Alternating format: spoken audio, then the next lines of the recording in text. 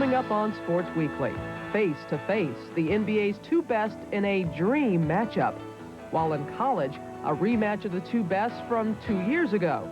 But is this season's #1 team worthy? On the ice, Cujo's own team is giving him the blues. In the NFL, fumbles, stumbles, and plenty of bumbles. Our Sunday conversation subject has the moves and a ring, so what else could he want? I want to have me a massive training center, subway stations, and all the way over. Charlie Ward has the Heisman, but can he make it in the pros? Quinn Buckner and Jamal Mashburn in big trouble in Big D. We've got the week's best dunks, hits, and celebrations. Sports Weekly, we're head and shoulders above the rest. Next.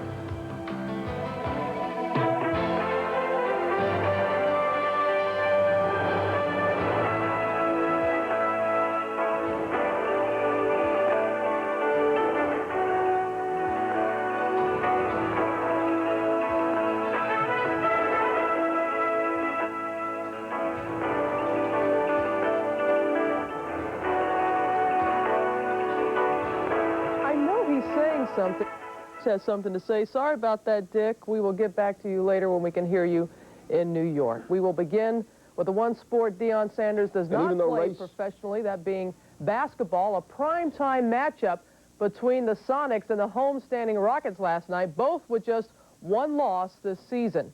Akeem looking large, denies Nate McMillan. Then on the break, Kenny Smith gets it to the green for the slam. Rockets up at the half. Vernon Maxwell jawing with Nate McMillan. And watch this, Sean Kemp shoves Robert Ory. And then he shoves assistant coach Bob Poffenberg to the ground, and Kemp is disgusted. He would take matters into his own hands. Gary Payton, boink. The Rockets seem to have an easy layup. I say they seem to because here comes Sean Kemp out of nowhere. Sonics pull within 2. Akeem just too strong. Goes to the middle, gets the jumper and the foul. Rockets win by a final of 82-75. At 19-1, the Rockets tie the 90 Blazers for the second best start in league history. The Knicks hold the record, winning 23 of their first 24 in the 69-70 season. Akeem with 23, my main man Otis added 20. Rudy T is pleased. Can't explain the feeling of pride you have when you got guys that go and lay it all out like that. For us, you know, it was something real special, and I'm sure for the Rockets as well. It's kind of unfortunate in this situation the team has to lose, but, you know, we'll be back out there again next week, and we'll certainly see them in Seattle as well. And the Spurs, Brian Stiff, hitting from everywhere, jumper after jumper, 9 of 10 from the floor in the first half. Stiff with 20 points by the break. And Dan Issel just simply can't believe what he's seeing.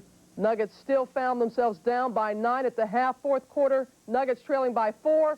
Loose ball, a wild scramble, but Lloyd Daniels twists and turns, and he lays it in. The Spurs escape with the victory, 105-100. The Admiral came through with 31. He has scored at least 30 points in half of the Spurs games this season. They improved to 8-2 at home. Let's find out what happened. Then the Warriors, 42 seconds left in the fourth. Warriors up by 2. Avery Johnson to Chris Webber. Jazz last effort. Stockton to Tyrone Corbin for 3. That ties it at 102. In OT, Billy Owens off to Webber. Hits the running layup. Tied at 104. We're not finished. Victor Alexander. The Latrell Sprewell. Don Nelson relieved. The Warriors win. 115-112. Sprewell with a season-high 29 points. Chris Webber just missed a triple-double with 16 points, 11 assists, and 9 rebounds. Late action on the ice last night in L.A. The Kings, with just 2 wins in their last 12 games, hosted the Blues. The Blues' second stop on their 6-game road trip. Find out what happened. Wayne Gretzky and the Kings looking to get back on the winning track.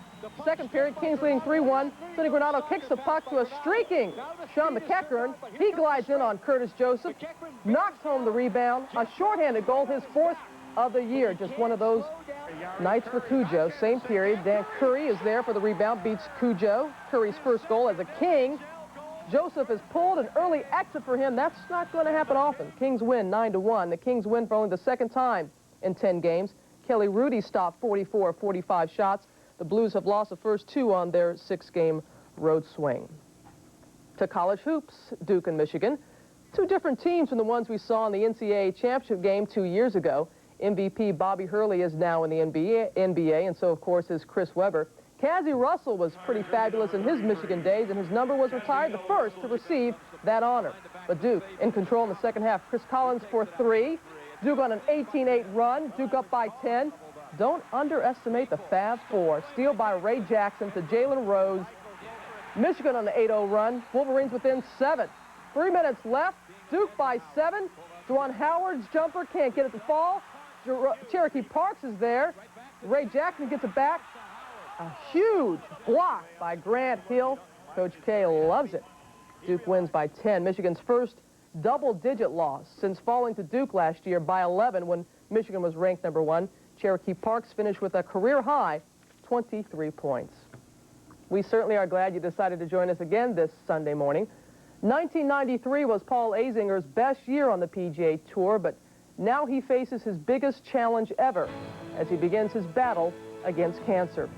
And later, life in the NBA has not been a party for the Munster Mash. We'll examine Jamal Mashburn's struggles as he goes from the Wildcats to the Mavs. But first, Jerry Rice was hoping for another career day against the Falcons. We'll check out how he and his fellow Niners fared as Sunday Sports Day rolls on.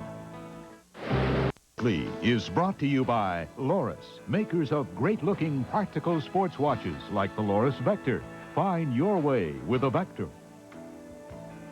The NFL just hates to see a Saturday go to waste now that the college regular season is over. Week 15 got underway yesterday. The Jets travel to RFK for the first time in 6 seasons. The Jets and Washington hadn't squared off since 1987. Bruce Costa trying to salvage a playoff spot in his job, and Johnny Johnson helped him out. A big run up the middle for 15 yards.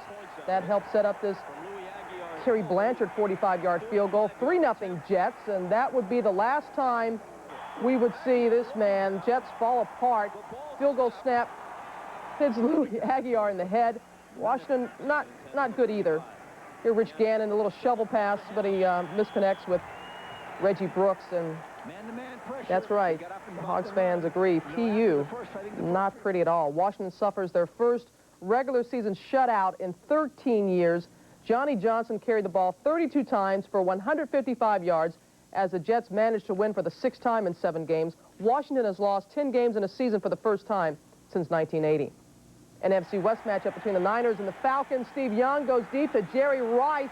Dion is all over him, but Rice still makes the grab. This led to a Steve Young rushing touchdown. 24-7, Niners in control. Not for long. Falcons down 10. Dexter Carter drops the fair catch. It's ruled a muff. Falcons take over on the 6th, which led to Andre Rison's 2nd touchdown. Falcons tied up. The ensuing kickoff. Just over 2 minutes to go. Carter again gets nailed, this time by Darian Connor. He fumbles. Falcons recover. Dion consoles his former teammate at Florida State, Norm Johnson. He'd already ended his streak earlier, but he drills the game winner from 37 yards out. Falcons win 27-24. They came up with 20 points in the 4th. Dion had 2 picks. The Falcons are still alive. Keep hope alive. The Niners blow a chance to clinch the NFC West. You know what? That's yesterday's news. You want to know what to look for in today's games and do what the pros do. Watch Chris Berman and company on NFL Game Day at high noon. Then after you see all the day's highlights on NFL Prime Time, there'll be more action to see in our Sunday night game between the Packers and the Lightning Bolts, an important game for both. The NFL, of course, had to share the Saturday schedule with others. On the ice last night, Dave Andrewchuk accomplished something for the first time in his career, while on the hardwood, the Knicks entertained Indiana. The Pacers had lost 5 straight at Madison Square Garden. Patrick Ewing, big defensive night. One of his 5 blocks versus Dale Davis. Knicks led throughout. Charles Oakley with the foul, and he hits it also. Knicks win 98-91. How about the Sons of the Mavs? Dan Marley, the steal. The easy jam. Danny Ainge, the steal. And he gives it up to Marley for the jam. Of course, Sir Charles came through. The alley-oop from KJ. Suns win easily, 114 to 103. Flames and the Leafs. Leafs on the power play. Dmitry Mironov, the shot. Vernon with a couple of saves before Wendell Clark put it home. Leafs short-handed. Doug Gilmour to Dave Andrewchuk, his first career short-handed goal of his 395 career goals. Leafs win. Caps and the Canadiens. Craig Berube, the nice wraparound goal, beats Patrick Roy. Tied at 3 in the third. The nice feed from Mike Ridley to Kevin Hatcher, who won times at home. Caps win 5-3. Sorry, kid, your team lost. The college football, the Division II title was on the line yesterday afternoon in Florence, Alabama, as North Alabama hosted Indiana University of Pennsylvania. Very good ball game. The Lions defending the home turf in Florence. Demetrius Shelton gets the Lions on top early, running it off the field goal setup, lines up 7-0 in the first. It would turn into a wild game in the fourth. 45 seconds left, tied at 34. Down to the 1-yard line. Gross would sneak it in from there. 41 to 34 was the final. A thrilling fourth quarter, 5 touchdowns, 37 points, 362 yards of offense. North Alabama completes its perfect season at 14-0, the school's first ever national championship. A perfect 14-0 season for Mount Union as well. Jim Ballard was named the top player in Division III on Friday. He finished with 387 yards on 28 of 45 passing. Division I AA, it's down to the final 2, and again it will be Youngstown State and Marshall for the third consecutive year. The defending national champions, Marshall, will host the Penguins in the title game. Well, we have quite a ways to go before the national championship is decided in college hoops. Already 3 teams have been ranked number 1. First North Carolina, then Kentucky, and now Arkansas is the team to beat, which Delaware State was hoping to do, but that would be very hard to do with this man in action, hitting from 3 after 3 after 3. Didn't matter where he was. Alex Dillard was going to knock it down, and he kept going in the second half. His teammates were simply in awe. More of Dillard in the second half. He hits his 10th three-pointer to set an Arkansas school record, and then with under a minute to go, he sets an SEC record, snapping Chris Jackson's 10-point mark, 39 points for Dillard. Took Kansas, Arkansas, Little Rock in town. Malik Dixon, the sweet move. It was all Jayhawks. Richard Scott post up. He gets us free and slams it down. Scott finished with 12. Then watch Jacques Vaughn. Oh, yeah, he meant to do that. Kansas wins going away, 98 to 63. How about the Philly? Steve Loftus Wildcats taking on Temple. Jonathan Haynes steals it. Breakaway block by Eddie Jones, but it's followed up by Alvin Williams. 31 seconds left, Temple by 1. Derek Bennett, the double team hoop for Temple. Owls win 54 to 49. To Freedom Hall. Clifford Rozier, too tough for Eastern Kentucky. Rozier with a post-up hoop. They win 90 to 66. Rozier with 32 points. It has been an up-and-down year for America's team. We'll find out why later in our Sunday conversation with Emmett Smith. And can Jim Courier carry the load for the U.S.? The latest Davis Cup news is just ahead. The steel rector's about to plumb the Today's office doesn't always come with 4 walls. So no matter where your employees do business, AT&T has a way to help them and to give you more control. Call for the AT&T corporate calling card. Hi. We can customize a plan by letting you choose from more than 70 different features. If you're responsible for controlling expenses, we can customize your bill by location, individual, or account code. If you're concerned about card security, we offer customized fraud protection for your company and employees. We also offer discounts as high as 40%, a variety of competitive savings plans, and easy worldwide access. We got the job. Call AT&T now and decide how many or how few features you need. The AT&T corporate calling card. I don't know, call it a hunch. Find out how customized a calling card can be. Yeah, Bob, the Russians look great, but these rewrites are killing us. This year, you can vote for who gets to play in the Pro Bowl. And if you luck out, you can score a trip for 2 to see the game in Hawaii. Or you could win big with prizes from Radio Shack. But first, you should vote on who gets to play. Remember, your picks count along with players and coaches, so be sure to vote and go. Who knows, maybe we'll see you at the game. Pick up your Pro Bowl vote and go ballot at Radio Shack, NFL stadiums, or in USA Today. Imagine your favorite football players will do anything to get your vote. Welcome back to Sunday Sports Day, and for your viewing pleasure, here are the rest of Saturday scores.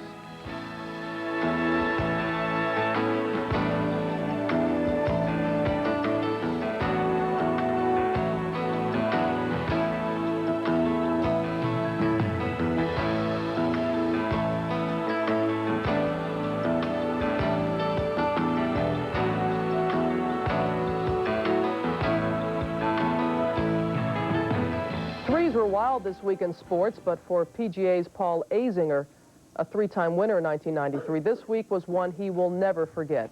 Azinger, one of the tour's brightest stars, is not a man who craves attention or headlines, but a new off-the-course struggle has him in the hearts and prayers of everyone this week.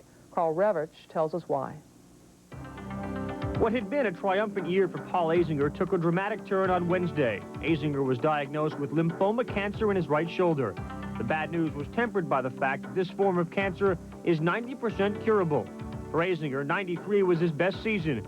He paired a strong Ryder Cup performance with his first major win in August at the PGA.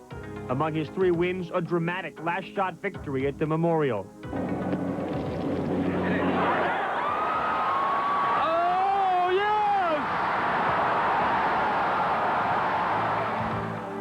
Over the next 6 months, Azinger will receive 6 chemotherapy injections once every 4 weeks, followed by 5 weeks of daily radiation therapy.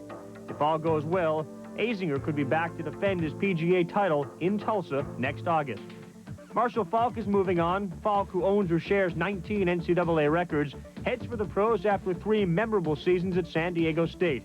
Falk led the nation in rushing his first 2 seasons, and although his 1,530 yards this year was just 5th in the country, Falk caught 47 passes, more than doubling his first 2 years' output and building his NFL marketability and confidence. I think I'm a versatile back. I could do just about anything a team needs a back to do. Run inside, run outside, catch the ball, throw the ball if needed, block. It doesn't matter. You know, I could do it all. Falk had the ability to three-peat, and did, becoming the first collegian since Herschel Walker to be named first-team AP All-American for 3 straight years. Dan Wilkinson of Ohio State was the only sophomore named to the team, and UCLA kicker Bjorn Merton became just the 4th freshman ever to be named to the team. With a little help from their friends, Virginia's soccer team earned a three-peat. The Cavs' Nate Friends had all 5 Virginia goals in the Final Four, including both goals in Virginia's 2-0 final victory over South Carolina. The Cavs won the NCAA soccer title for the 3rd straight year. West Germany's lucky number was also 3. Their win over Australia in the Davis Cup final was their 3rd cup victory. Michael Stich wrapped up the cup last Sunday, defeating Richard Fromberg to give Germany its 3rd title to go with back-to-back cups in '88 and '89. 3 of the USA's biggest stars, Pete Sampras, Michael Chang, and Andre Agassi, won't play for the red, white, and blue in the upcoming Davis Cup. Jim Courier will be there, however. Courier clinched the cup for the U.S. in '92. He returns after a 1-year absence. The team plays in March on grass in India, so Tard Martin, a grass court specialist, gets the other singles spot, while Richie Redenberg and Patrick McEnroe handle the doubles. Kay Yao of NC State joined just 3 other women's coaches by winning her 400th game with the same team on Wednesday. With the victory, Yao's teams have now compiled a record of 400 wins and 150 losses in her 18 seasons with the Wolfpack. Finally, on the ice, the Whalers' Darren Turcotte tore a left knee ligament on Tuesday. He will be out, you guessed it, 3 months. And still to come here on Sunday Sports Day. In college, he was a monster for Kentucky, but things are different in the NBA for Jamal Mashburn. We'll take a look at his adjustment to pro ball. That's coming up later. He's got the hardware that says he's the best college football player in the nation. But can Charlie Ward make it in the NFL? We'll face off on the matter later.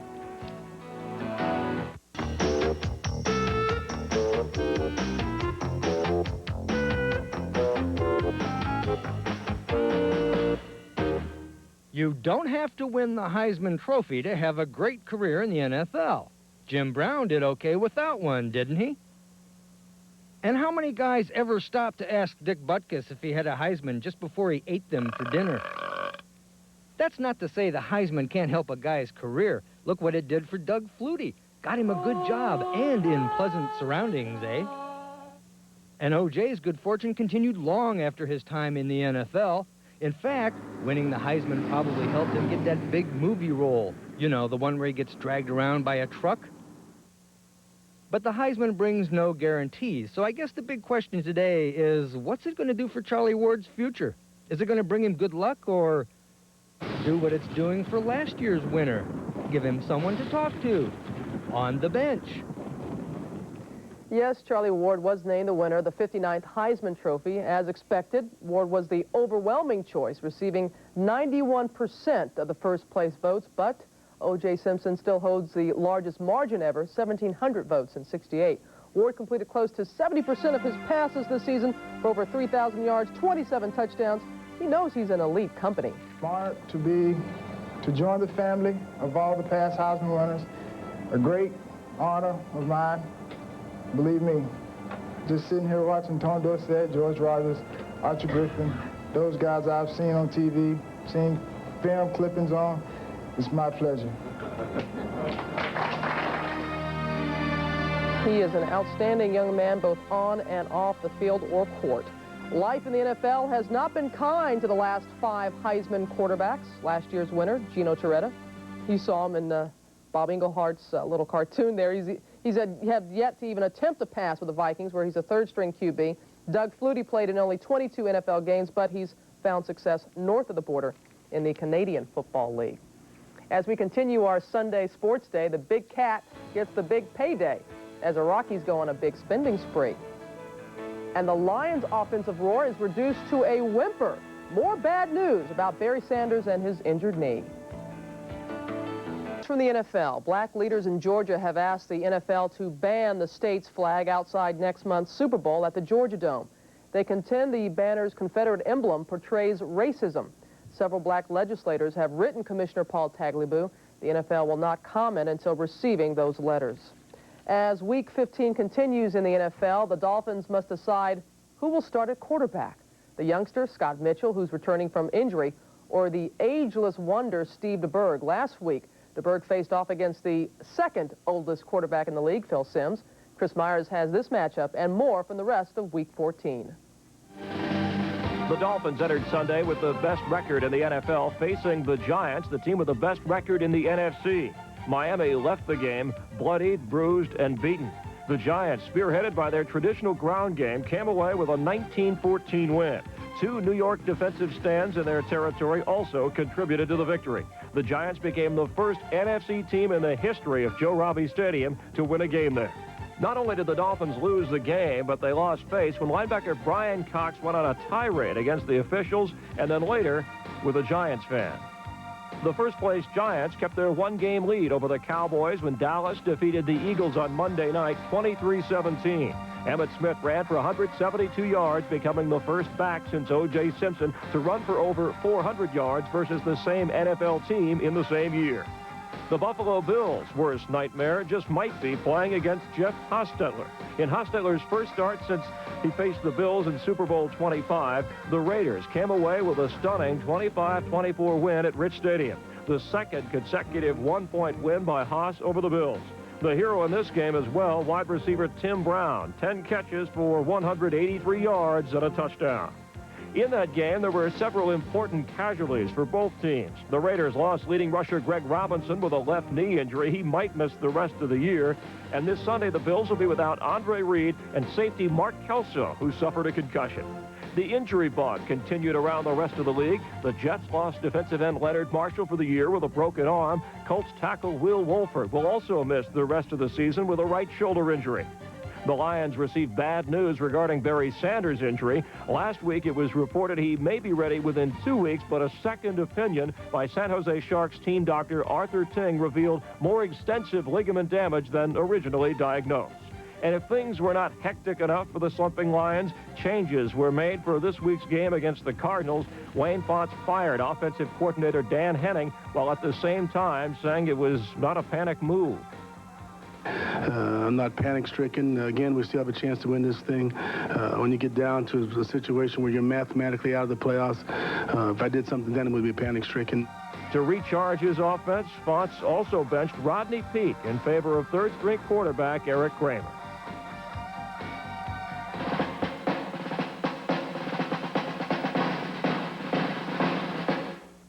It is time for Face Off, our weekly war of words, wit, and wisdom. And now that Florida State's Charlie Ward has won the Heisman Trophy, which goes to the best college football player, all he has left to do is win the national championship and then win the Naismith Trophy, which goes to the best college basketball player. Which is Ward's better game? Which one should he play for pay? That's the subject of our face-off today between Mike Lupica, who wants to see Ward in the NFL, and Bob Ryan, who thinks Ward belongs in the NBA. And Ryan leads off. Well, Mike, I'd like to congratulate him on having a new doorstop. All right, great, very nice. Now, we got that nonsense out of the way. This kid, Charlie Ward, belongs in the NBA. He is a winner. He is a point guard that they are hungering for. And I'm telling you right now, he'd be a lot better off in that league rather than getting his little body broken in half in the other league where they wouldn't appreciate him to start with. Let me tell you something. You are supposed to do what you're good at. Like Dick, what are you good at? Well, anyway, and he is a better football player. He has shown it this year. He came in. He's supposed to win the Heisman Trophy. He does win the Heisman Trophy. Selfishly, I want him to go to the NFL because the league needs an exciting presence like him with the ball. Mike, coaches in the NFL are going to do what they've traditionally done with black quarterbacks, make them wide receivers or defensive backs. They're going to dismiss do you really think that's an issue now? Yes, they're going to dismiss him automatically based on the fact that they're going to say he's not a pure pocket passer. Mike, people don't realize how good a basketball player he is. He is the kind of... Do you think Florida State loses last night to South Florida if Charlie Ward's in a lineup? He makes guys better ball players in basketball. He can play in that league and be a very important player. Bob, he is a bigger Flutie for the NFL. And no, I'm telling you, and he showed the kind of excitement he can bring to football, the kind of play he can make in the Florida game. He is so much more, and I don't think that black quarterbacks are an issue anymore at this time after everybody that's played in this league. This guy is better at football, and the single most valuable commodity, I think, right now in sports is a great pro football quarterback, and he's going to be one. A big Flutie, you cannot top that as a compliment coming from Boston. Well, I did speak to Pat Kennedy about this several weeks ago, and he thought Ward's future was in the NFL. Was he trying to hide him? Mr. Smarty. Once in a while, I have to throw a bone to Mike. Well, I'm telling you. Thank you, Robert. Thank you, Mike. Mitch Albom and Roy Johnson will join Mike Lupica on the Sports Reporters coming up on the hour. Should DeBerg start tomorrow or Mitchell? How much does the Fab Four miss Chris Webber? Can anybody harness the Rockets? They'll have all the answers as usual. Robin? Gentlemen, it's the kind of record no team wants to be a part of. We'll tell you why the Pistons were not firing on all cylinders. It was the most profitable week for baseball's free agents, including the M's king of the K's. Back in a moment. Let's hoop it up with a look at how the top 25 teams in the land fared on Saturday in college hoops.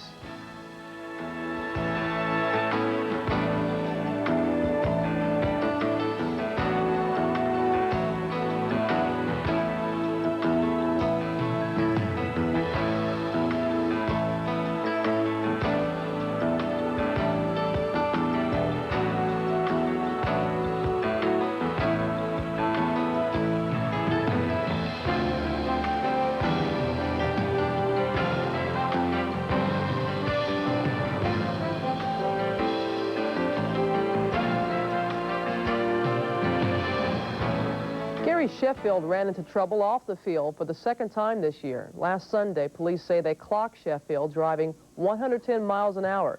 His blood alcohol level was well above the legal limit. Meanwhile, off-season transactions continued at a pace that would make even Wall Street jealous. Linda Cohn has more. Baseball took on the look of the stock market. Plenty of movement as fortunes rose and fell. Advancers. Randy Johnson, the AL's two-time defending strikeout king, adds a 4-year, $20 million deal from the Mariners to his portfolio. A Chicago exchange. Mark Grace, after posting career highs in 5 offensive categories, earns a 1-year, $4.4 million contract with the Cubs. A possible steal, Otis Nixon moves to Boston. Nixon's 47 steals in '93 were 31 more than any Bo Sox managed last season. Andres Galarraga's stock is Rocky Mountain high. The batting champ re-upped with Colorado for 4 more years, pocketing $12 million with $4 million more possible in incentives. Decliners. Darryl Strawberry was put on waivers. There were no bidders. He cleared without gaining any interest from any of the other 27 teams. The Reds also down. For financial reasons, they failed to offer arbitration to Chris Sabo or Bib Roberts. Both now become free agents. Others hurt as clubs cut their losses. Brian Harper, Lee Smith, and Julio Franco. With no arbitration offers, they are now free to test the market. Liquidated. Jeff Reardon let go outright by the Reds, and Mark Gardner given his walking papers by the Royals. Slight trading this week.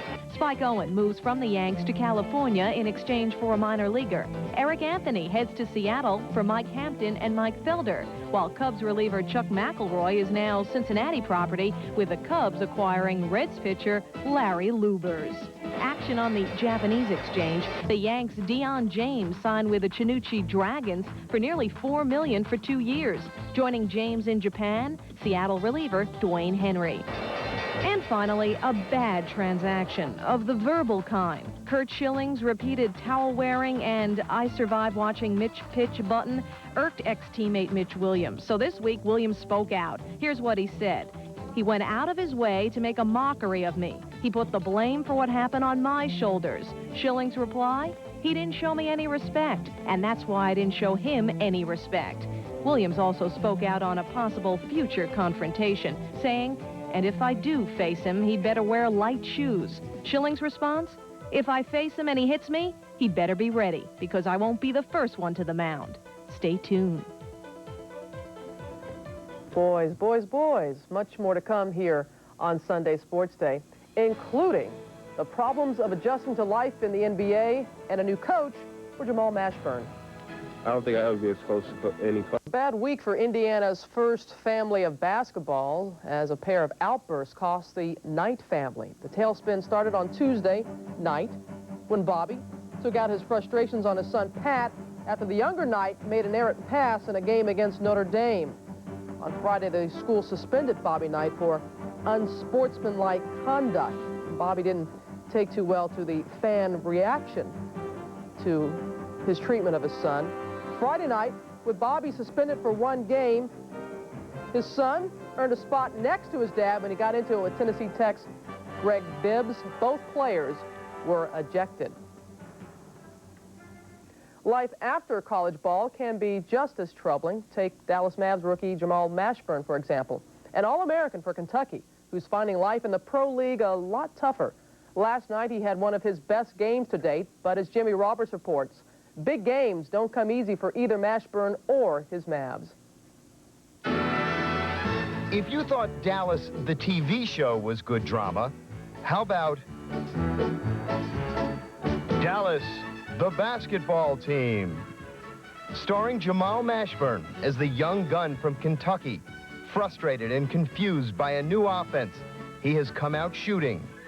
It's like a business. The person up top is not always right. Derek Harper is the old hand, no happier than his young teammate. I'm just trying to survive myself. Then there is the coach. Well, not that coach, that one, who rode into town at high noon to lay a little sage wisdom on his old charge. The one thing I told them today was, don't lose that spirit of wanting to win, no matter how many games you lose, because MASH is a big-time winner. Obviously, this is not a happy story. Think about it this way. If this show had a Nielsen rating, it might have already been canceled. Pick your favorite statistical category. The Mavs are at or near the bottom in almost every single one. Not to mention the fact that they have the worst record in the entire league. It's a bad atmosphere right now. Just like winning is contagion, losing is. At the heart of the issue is rookie coach Quinn Buckner's offense. It is very similar to what Chicago runs. And I talked to one of their players who ran it, and they now run it like clockwork without Michael Jordan. And they said, Quinn, be patient. It took us 5 years to get where we are now. When Chicago got the offense installed, Mike didn't like it. At the same time, they cater towards Mike's ability. They let him immediately get the isolations real quick. If he had a one-on-one, they cleared it out. We've yet to do that in some respect because guys are still learning their roles on the team. Struggling to master a system which some feel is ill-suited to the team's strengths, the Mavs have foundered, on defense especially, and directed most of their displeasure at Buckner. I'm the leader on this team, and I think the guys have seen me down and seen me struggle with Quinn, and I think it's rubbed off in a negative way, and I'm sorry for it. I'm not proud of that. The normally soft-spoken Mashburn became sullen and lashed out after being benched on 2 separate occasions. Pitino claimed his visit to Dallas was planned months ago, but still, the timing couldn't have been better. I don't think I'll ever be as close to any coach like I was to Coach Pitino. He's just a special person to me, and just the way he treated other players, and you know, I give him a lot of respect. And between me and Quinn, it's going to be a relationship that has to grow. It's not going to happen overnight. For his part, Buckner is ceding no authority, but perhaps tweaking his style. If a boss doesn't listen, then the people who are to implement the decision may not necessarily feel like their input is worthy, therefore their effort is not worthy. So you must listen. In the Mavs locker room is a sign. Some say it's wishful thinking, but others note that if this show is to be as successful as its primetime namesake, they will have to be words to live by. Reporting from Dallas, I'm Jimmy Roberts, ESPN. Other problems in Big D. It's been anything but easy for Jimmy Johnson's Cowboys this year.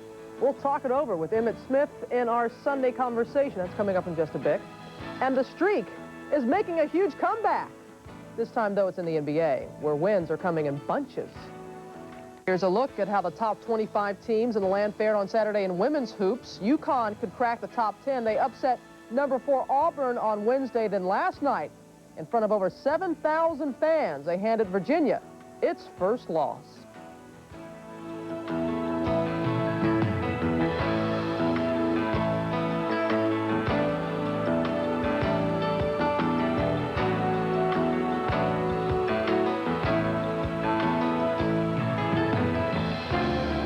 The NBA season thus far has been the story of 3 teams, Seattle, Houston, and Atlanta. This week they stayed hot. Their story, along with a rookie update and a record for futility, can be found in the NBA Week in Review. Here's Mike Tirico. The Rockets. The Sonics. The Hawks. A combined 6 losses, 20 individual teams have lost more than 6 games. Lenny Wilkins' club won 12 straight to tie a club record. Wednesday, 8 Hawks in double figures, a 105-97 win at Detroit. The balanced attack continued Thursday. Dominique Wilkins with 23 to pace 5 Hawks with 17 or more points. In the back-to-back wins, the Hawks held their opponents to a combined 43% shooting from the field. Seattle kept rolling with wins over Washington and San Antonio. Wednesday, Seattle edged the Spurs in overtime, 109-107 behind 25 from Gary Payton. The loss snapped San Antonio's 8-game winning streak. Seattle took step 2 in Texas the next night, a 125-93 win against Dallas. Otis Thorpe was the man for the Rockets Tuesday, hitting for a career-high 40 against Charlotte. Thursday, Vernon Maxwell hit this wild 3-pointer to send the game to overtime. Houston pulled out a 115-109 win over the Heat in the extra session. Hakeem Olajuwon led the Rockets, 28 points, 16 boards. Mario Elie, 25 off the bench. At the other end of the spectrum and the league, Dallas. The Mavs have lost 14 in a row. Thursday, Jamal Mashburn's college coach showed up, but even Rick Pitino couldn't help. Mash was 1 for 9 from the field in 31 minutes. Other rookies had better weeks. Sean Bradley, 17 points, 10 boards, 6 blocks against the defending champs in a 7-point Sixer win. Isaiah J.R. Ryder led the T-Wolves with a team season-high 30 points, but Minnesota lost to Portland 114-111. Anthony Hardaway, 20 for the Magic in their 91-89 win over the Pistons. Orlando outscored Detroit 25-6 in the fourth quarter. Joe Dumars was the only Piston to score in that quarter as the Pistons set a league record for fewest points in a fourth quarter. Detroit 2 for 20 from the field. Shaquille O'Neal led the Magic with 27 points. Coming up next, our Sunday conversation with the Cowboys' Emmitt Smith. Despite a somewhat troubling year for the Cowboys, Emmett remains positive about the future. Some people may argue we are the best. Some people may argue the best has already played. But it doesn't really matter. We all play the game for the love of the game because we enjoy the game. But I tell you this, I'm striving to beat Walter Payton's record. 1993 has not been a dream season for the defending Super Bowl champions. Dallas has been slowed by Emmitt Smith's holdout and numerous nagging injuries. The result has been inconsistency with the Cowboys. At times, they appear headed back to the Super Bowl. Other times, they look like they won't even make the playoffs. But overcoming the odds is something Emmitt Smith is used to. He sat down with Pam Oliver for our Sunday conversation. When they told him he didn't have the size to play, he reached inside and found the power. In your starter commercial, it portrays you as an athlete who didn't listen to the people who questioned your ability. Who were those people? Where are they now? And, you know, what would you have to say to them today? I don't know if I should call out individual names on the air because I would feel like I would be doing them people injustice.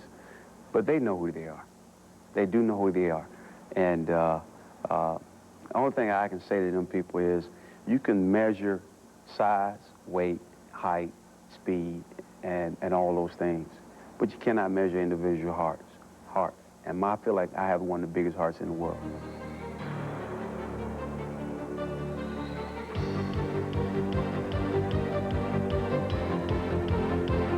Coming right, trying to outrun the coverage, makes a cut, gets it. Oh, he's still going. Oh, he's got it. He's going to score. He's got the 5. It's a touchdown. Emmitt Smith. And it's absolutely ridiculous. It should never have happened. Many people have their idea or have their opinion who's the best back. There has been so many great backs that have come through the league. There's been so many great backs that have come and stood out among the rest. When you talk about the great ones, right now Walter Payton is considered the best because by his stats shows that he has proven to be the best. He led the league in rushing, career rushing yardage. So he is the best. And Jim Brown is the best at what he do. There's really no way of pinpointing who's the best because, I mean, you're talking about a time and era where all the great players played in their time. You're talking about time and era where myself, you have the Barry Sanders, you have the Barry Fosters, you even have the Thurman Thomas, and on across the board. You have the guys that you're dealing with right now. Some people may argue we are the best. Some people may argue the best has already played. But it doesn't really matter. We all play the game for the love of the game because we enjoy the game. But I tell you this, I'm striving to beat Walter Payton's record. And I believe many others are out there doing the same thing. Do you have any lingering ill feelings toward the owner after your contract holdout and the way that whole situation was handled? When I talked to you in Pensacola, you were fairly bitter. Is all that behind you? Basically, it is behind me, but it's not forgotten. It is behind me, but it's not forgotten. Now, it's going to always remain a memory. And I really don't feel any bitterness towards Jerry Jones and the Cowboy organization at all. I'm just sad to see that it had to come, that they put myself in a position where I had to force a hand and say, okay, I would not be coming in for the first 2 weeks, or I would not be coming in to play football at the dollar amounts that they was offering me. You think Jerry Jones has learned anything from that, especially now that Troy Aikman is about to go through the same thing? That's a good question. I really don't know what Jerry has learned. I really don't. I honestly believe he will handle the Troy Aikman situation totally different than what he handled mine. Even though January 2nd is the deadline and the start of the salary cap, I think January the 1st, at 11:59, Troy Aikman will have a deal done. I guess I've learned something new about you. You have a fascination with trains? Yeah, I get a kick out of looking at HO scale model trains run through the little town, the little houses, little drawbridges, little people sitting on the side, little train stations, little mountains on the back, the little snow, a little bit of all of it. I mean, I've seen some pictures and some shows. They have a train show here that comes on television here in the Dallas Metroplex area, and it talks about trains. And it's amazing, man, how they make them little trains look so real. And one day I'm gonna have me a big. Is this something from your childhood or something that you've always... I mean, when I was a kid, I had electric football games, and I had a train set, I had a race car track and all, but I want to have me a massive train set, subway stations and all, whatever. Whatever I can get done on it, I want to get it done. And if I could have a race car track running through the city of it all, I have it all going. And I'm going to get it done. Well, we now know what to get Emmett for Christmas, a train, and he should be able to add to his numbers as the Cowboys travel to play Minnesota today. A quick tennis note before we get on out of here. The Grand Slam Cup between Michael Stich and Peter Korda. They're battling in the final. They split the first two sets, and Stich leads 6-5. In the third set is a best of 5, and Stich is a defending champion. $1.625 million to the winner. The second-place finisher will have to settle for $812,500. Still can buy a lot of Christmas gifts with that. Also, another note, junior guard Danny Hurley has asked for a leave of absence from Seton Hall. It is said to be personal reasons. Again, Danny Hurley, the brother of Bobby Hurley, has asked for a leave of absence from Seton Hall. Keep in mind, I'll return in 30 minutes with the Sunday morning edition of Sports